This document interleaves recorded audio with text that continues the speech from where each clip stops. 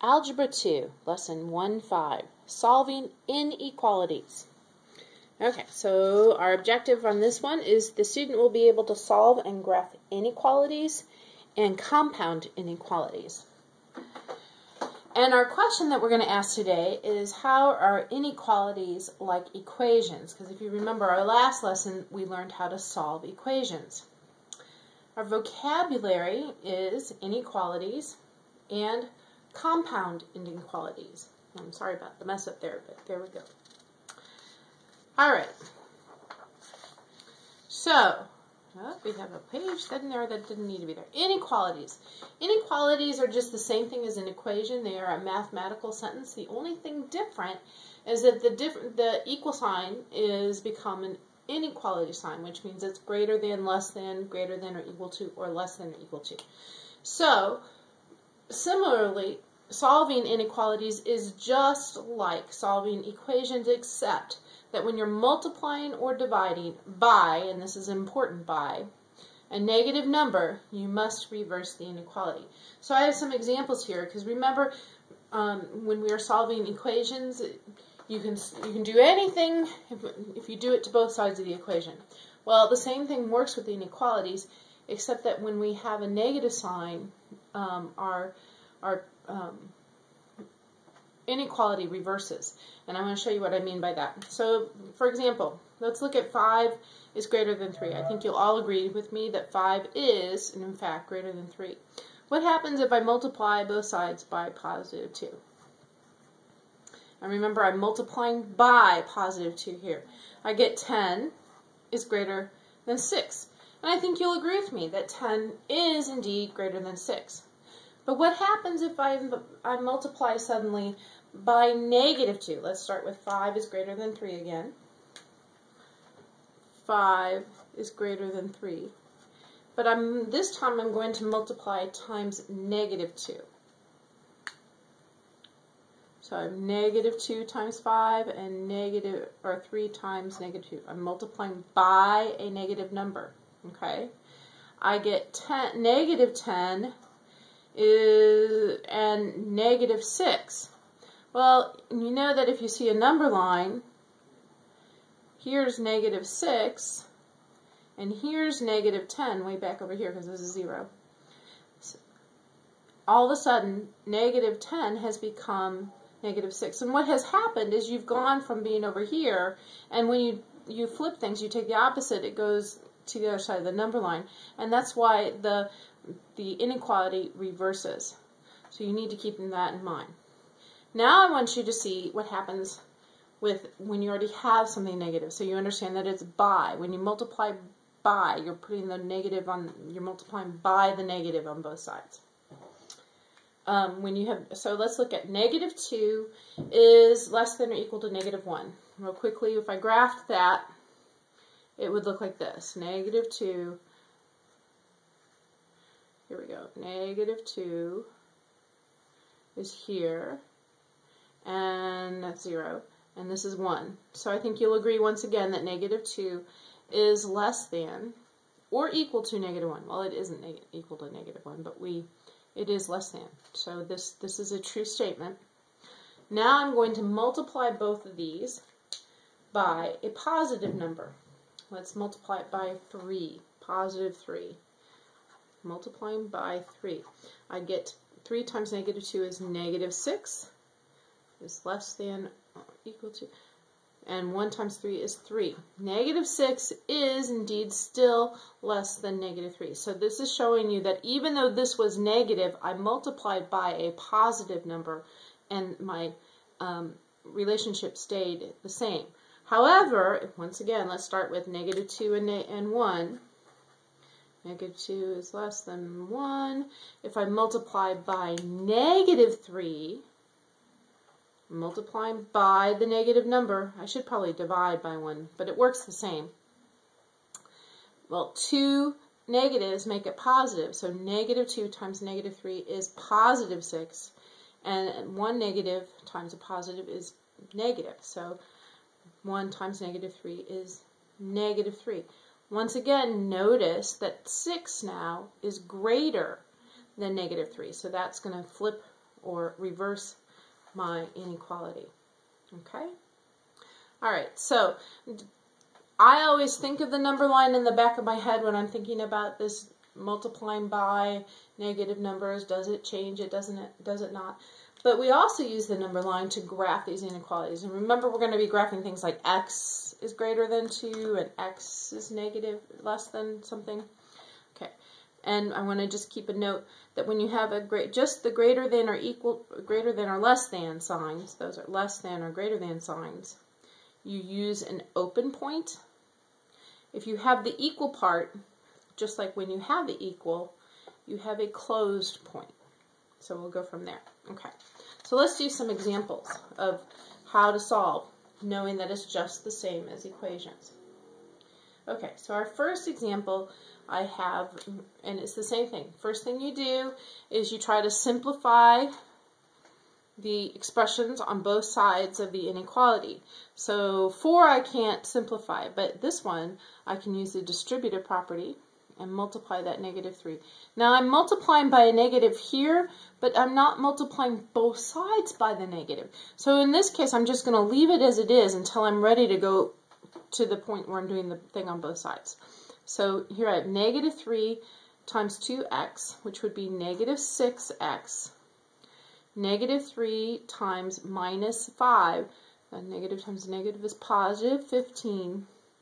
That gets rid of my parentheses, and I still have that 1 there. Okay? Can't do anything over here, so that kind of just comes down along for the ride. All right. Now, I still can simplify by adding, combining like terms. So I'm going to put those two together.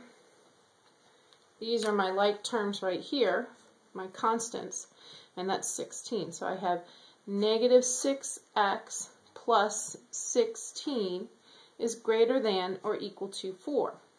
Now it just becomes the point where we are adding, subtracting, multiplying, dividing stuff on both sides of the equation. And the first thing I usually do is I subtract. So I'm going to subtract the 16 from both sides. Since it's being added, that's my inverse operation. Now when I subtract by a negative number, nothing changes. So we have, I do that, these drop out, and I'm just left with -6x, and I have 4 minus 16, which is going to be -12. Okay, since I was subtracting, my inequality sign stays the same. Now, I'm going to divide. This is where it becomes an issue.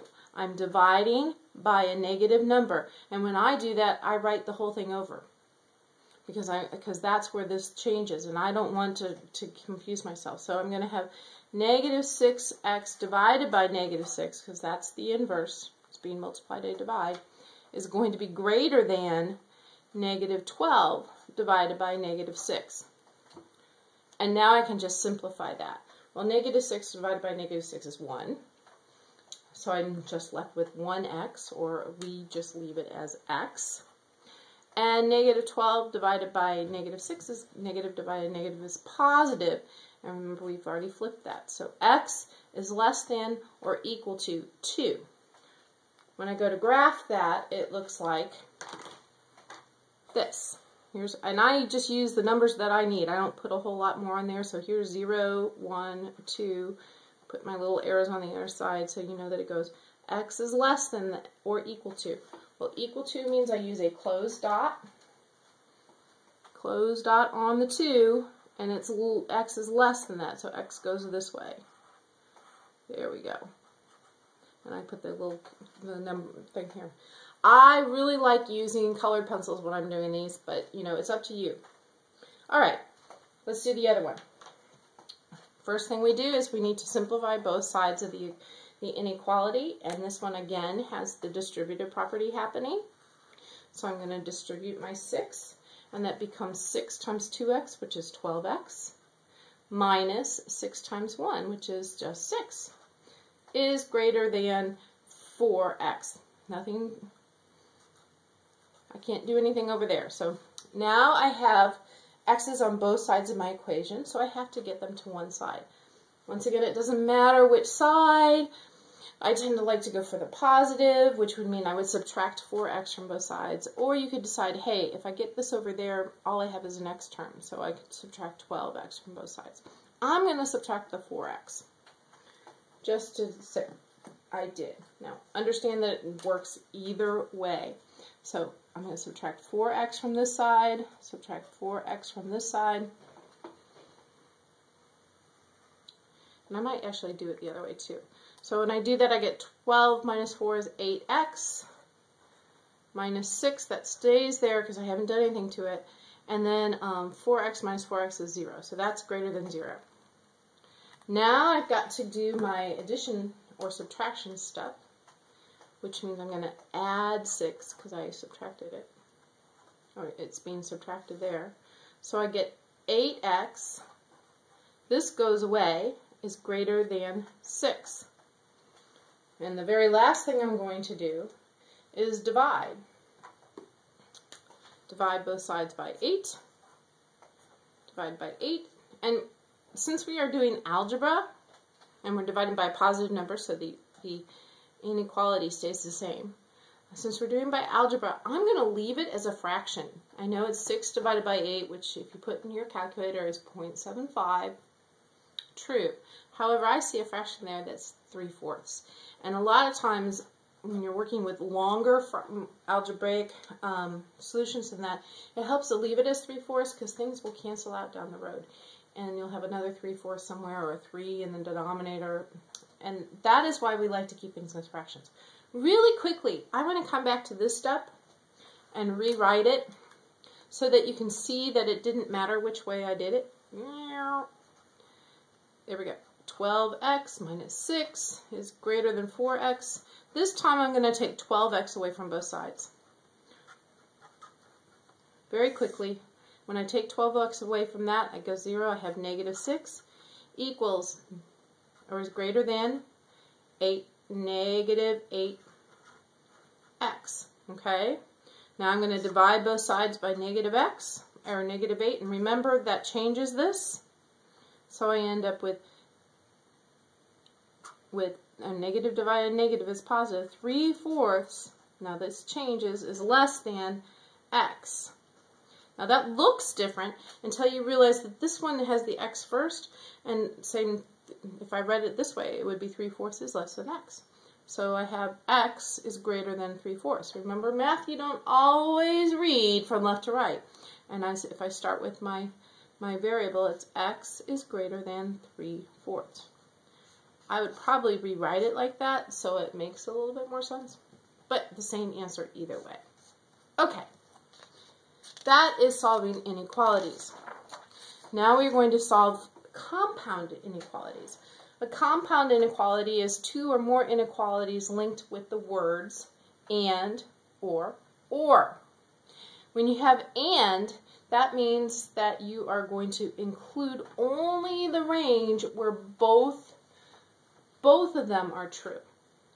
So it's kind of, I always think of scheduling when I do this. I think of, okay, I can schedule my doctor's appointment after school, but before my choir practice, for example. So there's that range. It has to be both after school and before choir practice. It can't be one or the other. So that's an and thing. Okay, it has to be both right, and it often, although not always, they look kind of like this. You have this range in between two numbers, and sometimes you've got the, greater than or equal to part, or the just greater than or less than. Okay.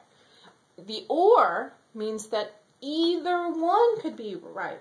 For example, I could say, on a Saturday, well, I can go out and exercise before I go to the movie or after I go to the movie. So that would be one of the things where either place works, and you can use either range. So that's kind of what this looks like. So here's my example. Notice that it has two parts to it. Either one works because it's an or. It's this or that. Okay. So I have an example for you. I'm going to go ahead and solve it. I have 7x, and this is one problem. I know it looks like two, but remember they're linked with this or. 7x minus 3 is greater than 18, or 3x minus 2 is less than or equal to negative 2. Now, even though it is one problem, I'm going to solve each of the parts separately. So I'm going to solve first. Let's solve this one first. I'm going to add 3 to both sides. And then the 3's go away, and I have 7x is greater than 18 plus 3 is 21. So 7x, and then I'm going to divide both, and it's divided by a positive, so I don't have to worry about the inequality. X is greater than 3. Okay, and then I'm going to do the other one. Here we have the same thing going on. Okay, so I'm subtracting 2, so I'm going to add 2 to both sides. 2 to both sides. These 2's go away, so I'm just left with 3x. I'm just adding or subtracting, so my inequality stays the same. And negative 2 plus 2 is 0. So that's good. Okay, well, and I divide by 3. Well, and 0 divided by anything is still 0. And it's positive, so I don't have to worry about the inequality sign. So now I have x is greater than 3, or, and it's important to bring that down too, or x is less than or equal to 0. So I would go to graph that. Once again, I'm going to really only show the range where I need to see the numbers. It's important to put numbers, but I don't need a whole lot of extra numbers. And if 0 isn't in the middle, you don't have to put 0 in the middle. Okay, alright, so we have x is greater than 3. So greater than is an open, and it's greater than 3, so I go greater than is up. It's open and up. And then x is less than or equal to 0. The equal to part is going to be the closed circle, and less than, so x is going to go this way. So my solution is this or that. Okay, that's my solution. Alright, I'm going to do just a couple more examples. The first one, I need to write the inequality. The wind speeds of tropical storms are at least 40 miles per hour, but less than 74 miles per hour. So there actually isn't a whole lot to do mathematically or algebraically. I just need to write the inequality that shows that. So if I'm thinking wind speeds, once I'm going to look for my variable, and this is what my variable is. I'm going to use W for this because S, you could use S, but my S's look like 5s, so I'm not going to do that. So it says wind speeds are at least 40 miles. So wind is at least, so that's going to be greater than or equal to 40 miles per hour. And winds are less than 74. Winds are less than 74. And that would be fine, except I kind of want one inequality. And with compound inequality, and it says and, forgot the and, very important and. So it has to be both. It can't be either or, it has to be both because it's between those two values. So, and think about it, it's between the two values.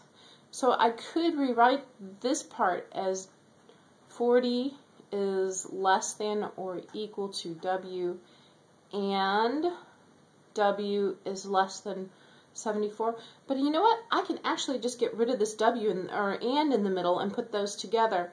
And that's called a combined compound inequality.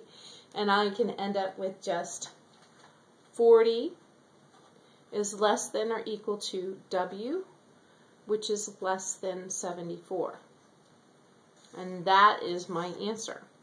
I can only do this with ands. It has to be an and.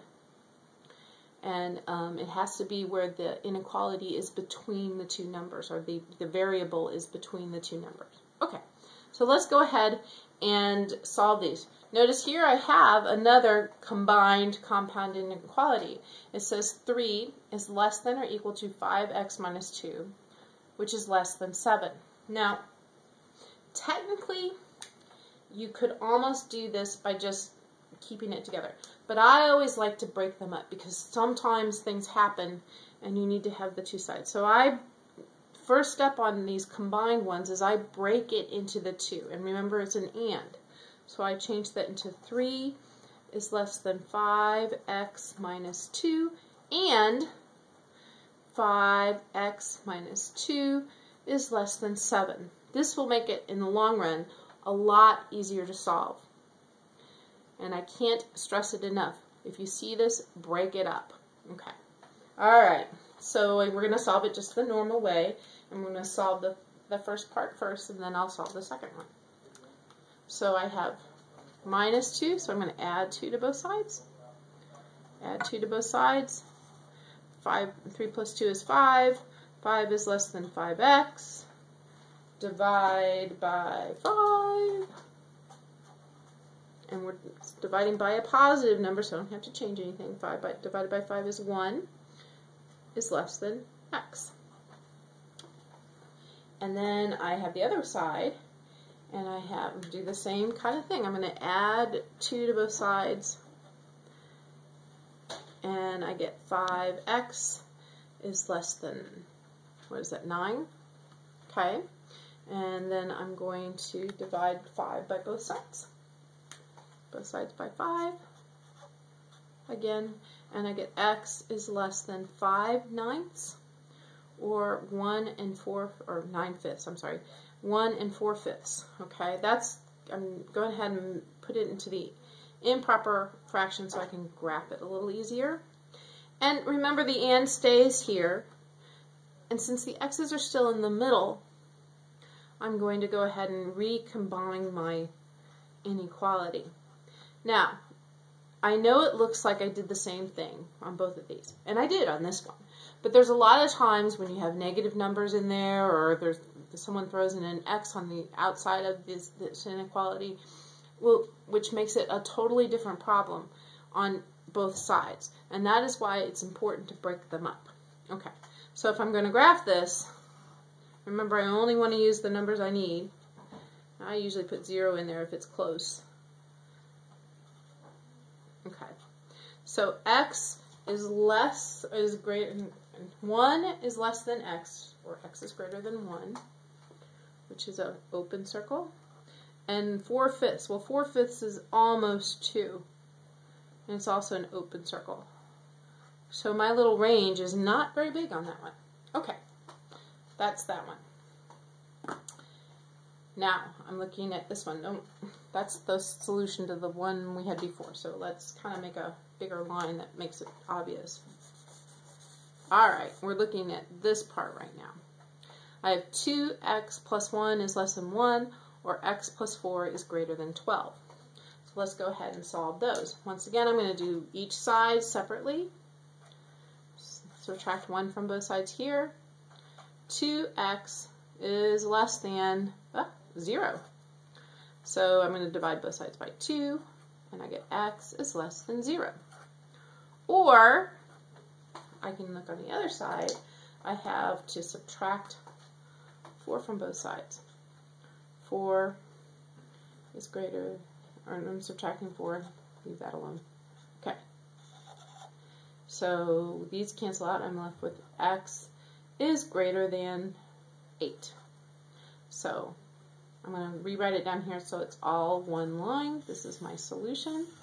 X is less than 0, or x is greater than 8. So here we go. So I'm going to go 0, 8. You can put in the numbers if you want to. X is greater than 8, which means it's an open circle and up. Or x is less than 0, which is an open circle and down. And that's my solution. Okay. That is how to solve inequalities and compound inequalities. I have a couple examples for you. This is a good time to turn the video off or pause it and try these on your own. I'm going to give you a second to do that. And now I'm going to show you the solutions. I'm going to talk about a couple of them just briefly. Here are my solutions. Okay? First one is pretty straightforward, pretty much what we've been doing. The second one, I wanted you to notice it said x is greater than 1, and since it's an or, and x is less than 6, well, greater than 1 is everything from here on, less than 6 is everything here back, and that is all real numbers. And that does sometimes happen. And sometimes you also have no solution with an and, because they'll ask you for things that can't both happen at the same time. Okay, so I just wanted to point that out. And then this one, it's not a compound, but it has a fraction in it. So I wanted to show you, if you look over here, this is how I did this, the fraction part. So as you're looking it over, and you might want to pause and see what I did there. Okay, but you end up with x is less than negative 42. And once again, notice I didn't put a lot more than that on my number line. Okay, see you in class.